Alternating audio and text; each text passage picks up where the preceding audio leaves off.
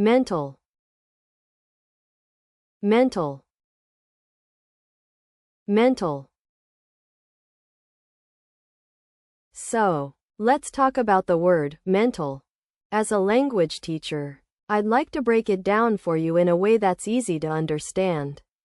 The part of speech for mental is an adjective, which means it describes a noun or a pronoun. In common usage, mental can refer to something related to one's mind or thoughts, such as mental health, mental calculation, or even just having a mental note or reminder. It's also used in phrases like in a mental state, meaning someone is thinking or concentrating on something. One special thing about the word mental is that it's often used in contrast to physical. For example, you might say you're feeling tired both mentally and physically, which means your mind and body are both fatigued. This contrast between mental and physical can be a bit tricky, but don't worry. With practice, you'll get the hang of using mental correctly. Here are 3 example sentences using the word mental with varying contexts. In a formal setting, you might say, the psychological evaluation revealed that the patient's mental state was more fragile than initially suspected. This sentence is suitable for an academic or professional context, such as a research paper or a medical report. The focus is on the objective analysis of the individual's mental condition. In casual conversation, someone might say, "I'm not in the right mental space to watch a horror movie tonight. I need something lighter to take my mind off things." This sentence is perfect for a chat with friends or family members, and it's used to convey one's current emotional state. The tone is relaxed and conversational.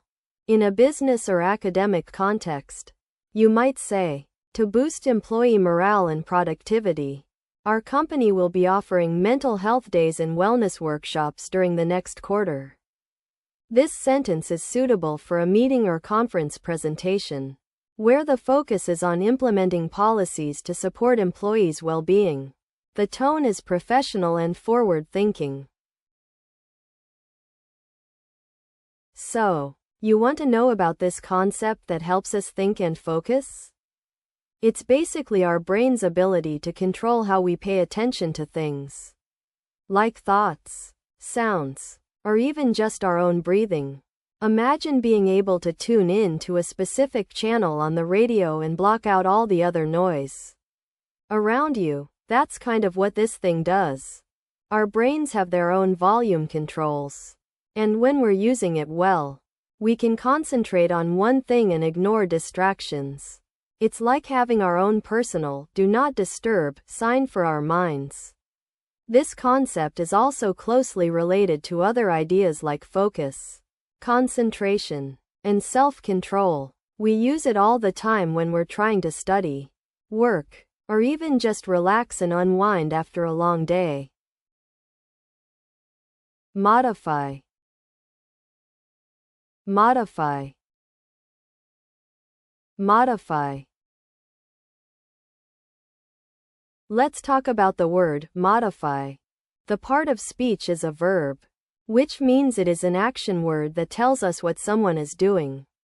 In common usage, to modify something usually means to change or adjust it in some way, often by making it better or more suitable for a particular purpose. For example, you might modify a recipe to make it healthier, or modify a plan to fit your schedule. It's also used in computer programming and other technical contexts, where people modify code or software to fix bugs or add new features. One special note about the usage of modify is that it can sometimes be confused with the word altered. But whereas altered implies a complete change, modified suggests a change made for improvement or adjustment rather than a radical transformation.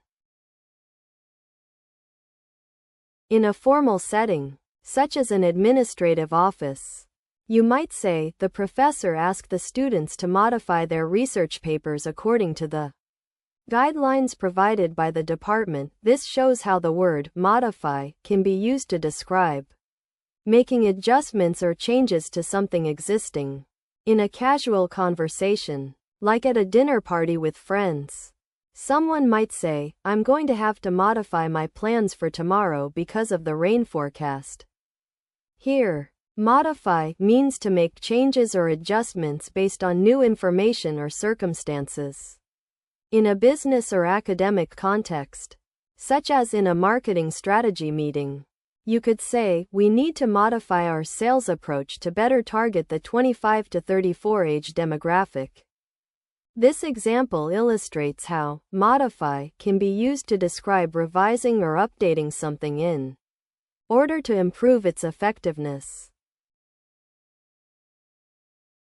So you're trying to figure out what modify means.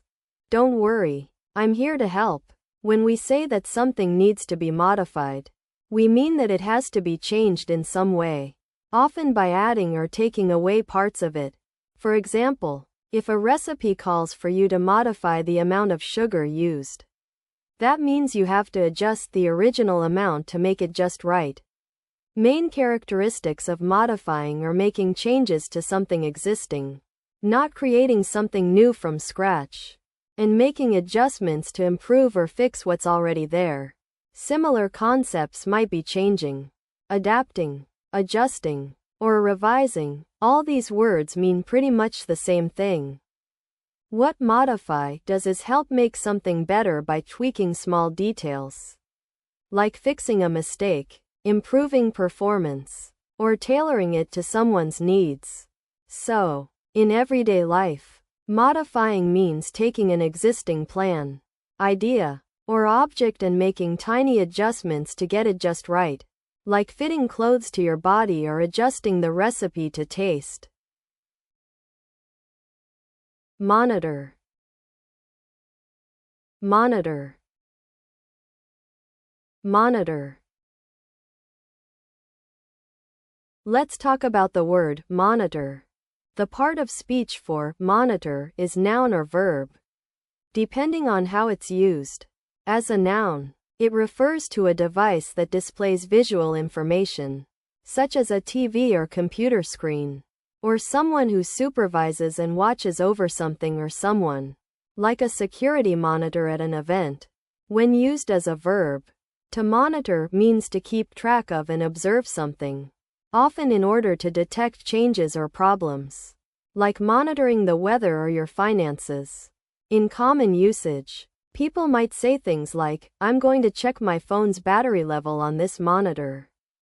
Noun. Or, the teacher asked us to monitor our classmates' progress during the project. Verb. One special note about its usage is that when monitor means a device, it can also be used as an adjective to describe something related to that function, like a monitoring system. So you want to know how to use the word monitor in different contexts? Well, let me give you 3 examples. First, imagine you're talking to someone about technology and they say, I'm having some issues with my computer screen. Can I monitor it on your device? This is a casual conversation usage, where the person wants to take a closer look at their problem without using their own device.